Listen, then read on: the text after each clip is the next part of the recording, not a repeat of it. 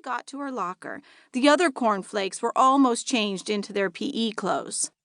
Willoughby slung her arm around Sophie's shoulder and pressed their cheeks together, her almost dark curls tickling Sophie's face.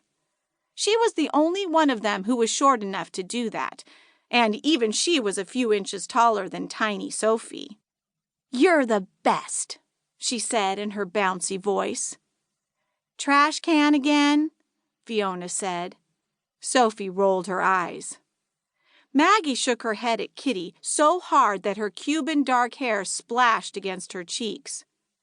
"Boys are just lame." There was a grunt from a few lockers down. Julia Cummings, the tall leader of the Corn Pops, tossed back her auburn hair. "Someday you'll grow up and change your mind," Julia said.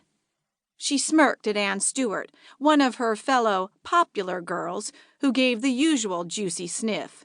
She was pale and thin, and Sophie had never known her not to need a Kleenex. "Grow up?" said BJ, the chubby-cheeked corn pop. "I don't think so." A girl who had strawberry blonde hair trailing down her back laughed, way loud, and looked at Julia like a puppy waiting for a treat. She was Cassandra Combs, the newest corn pop wannabe. Sophie hoped the pops would leave, but they just went back to putting on lip gloss. Sophie went into slow motion as she turned to the locker she and Kitty shared, dialing each number on the lock with precise care. "You're gonna be late one of these days," Maggie said.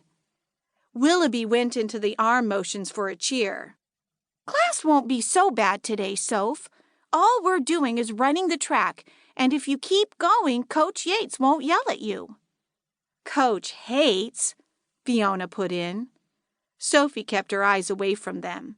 "It takes me longer because I'm helping Kitty," she said.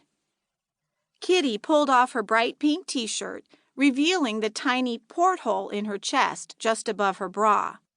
Kitty had leukemia, and the hole was where a tiny tube had been inserted so the doctors could give her the chemotherapy medicine, which hopefully would stop her disease, through the tube instead of having to give her shots. Sophie crowded in close until Kitty pulled on the white tee with GMMS for Great Marsh Middle School, sprawled across the front in the red and blue school colors.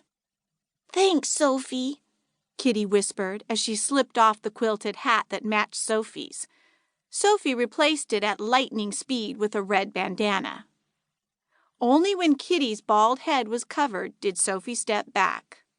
So far, most of the corn pops hadn't seen the hole or gotten a close-up view of Kitty's head, and Sophie wanted to keep it that way.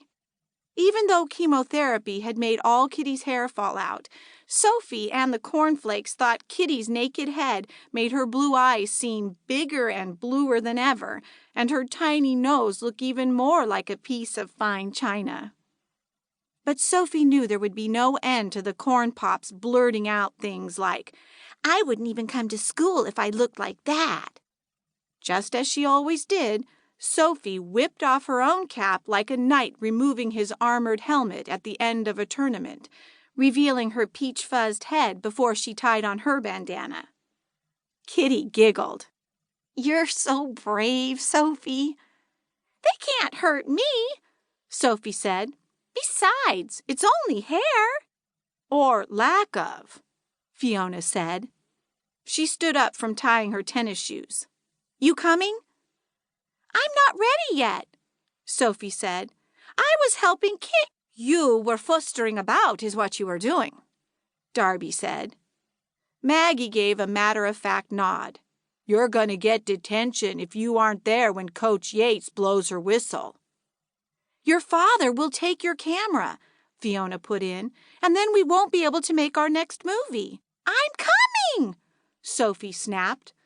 All 5 pairs of eyes widened, and Sophie softened her voice. "You guys go ahead, okay?" The flakes left. So did the pops, finally. Sophie could now get into her gym clothes without them seeing that, unlike every other 7th-grade girl on Earth, she didn't even wear a bra yet. She still looked